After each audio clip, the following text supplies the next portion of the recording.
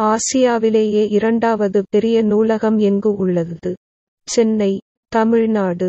ஆசியாவிலேயே இரண்டாவது பெரிய நூலகம் எது? அண்ணா நூற்றாண்டு நூலகம். ஆசிய கண்டத்திலேயே இரண்டாவது பெரிய நூலகம் எங்கு உள்ளது? சீனா. அண்ணா நூற்றாண்டு நூலகம் எத்தனை அடுக்குகளை கொண்டுள்ளது? 8. அண்ணா நூற்றாண்டு நூலகத்தின் பரப்பளவு எவ்வளவு? 8 ஏக்கர். நூலக விதிகளை உருவாக்கியவர் யார்? ரா. அரங்கநாதன். இந்திய நூலகவியலின் தந்தை, father of Indian library science என அழைக்கப்படுபவர் யார்? ரா. அரங்கநாதன். பார்வை திறன் குறைபாடு உடையவருக்கான தொட்டு பார்த்து படிப்பதற்கான நூல்கள் எது? பிரெய்லி நூல்கள்.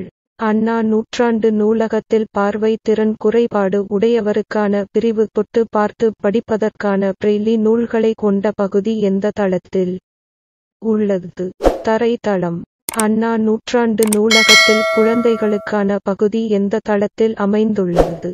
முதல் தளம். அண்ணா நூற்றாண்டு நூலகத்தில் முதல் தளத்தில் எத்தனை பல்லூடக குறுந்தகடுகள் குழந்தைகளுக்காக சேகரித்து வைக்கப்பட்டுள்ளது? 20,000 மேற்பட்டவை. அண்ணா நூற்றாண்டு நூலகத்தில் பிற நாடுகளில் இருந்து திரட்டப்பட்ட எத்தனை ஆயிரத்திற்கும் மேற்பட்ட நூல்கள் முதல் தளத்தில் உள்ளது? 50,000. அண்ணா நூற்றாண்டு நூலகத்தில் அரசு கீழ்த்திசை சுவடிகள் நூலகம் எத்தளத்தில் அமைந்துள்ளது? 7வது தளம். அண்ணா நூற்றாண்டு நூலகத்தின் 8 தளங்கள். தரைத்தளம். சொந்த நூல் படிப்பகம். பிரெய்லி நூல்கள். முதல் தளம். குழந்தைகள் பிரிவு. பருவ இதழ்கள். 2ஆம் தளம். தமிழ் நூல்கள். 3ஆம் தளம். கணினி அறிவியல், தத்துவம், அரசியல் நூல்கள். 4ஆம் தளம். பொருளியல், சட்டம், வணிகவியல், கல்வி. 5ஆம் தளம். கணிதம், அறிவியல், மருத்துவம். 6ஆம் தளம். பொறியியல், வேளாண்மை, திரைப்படக்கலை. 7ஆம் தளம். வரலாறு, சுற்றுலா, அரசு கீழ்த்திசை சுவடிகள் நூலகம். 8ஆம் தளம். கல்வி தொலைக்காட்சி. நூலகத்தின் அலுவலக பிரிவு.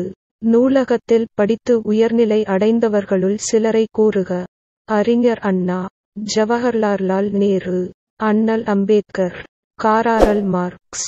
சிறந்த நூலகர்களுக்கு எந்த விருது வழங்கப்படுகிறது? டாக்டர் ச. ரா. அரங்கநாதன்.